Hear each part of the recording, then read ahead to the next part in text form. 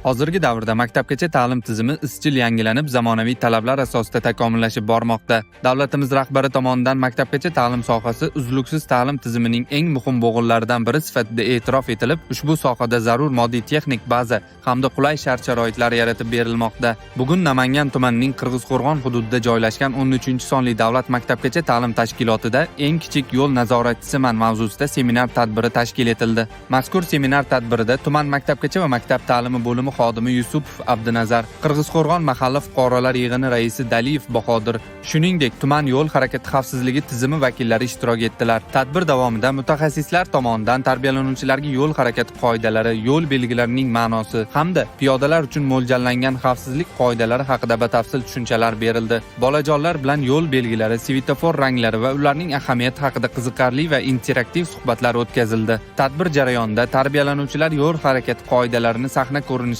she'rlar hamda qiziqarli chiqishlar orqali ifoda etdilar. Ushbu chiqishlar tadbirning mazmunini yanada boyitib, barchada katta taassurot qoldirdi. Mutaxassislar bolalarga yo'lni xavfsiz kesib o'tish, piyodalar yo'lagidan foydalanish va svetoforning yashil chirog'ini kutish kabi muhim yo'l harakati qoidalarini yana bir bor tushuntirdilar. Bu kabi tadbirlar bolalarda yo'l harakati qoidalariga rioya qilish ko'nikmalarini shakllantirib, ularning xavfsizligini ta'minlash va jamiyatda yo'l harakati madaniyatini yuksaltirishda muhim o'rin tutadi.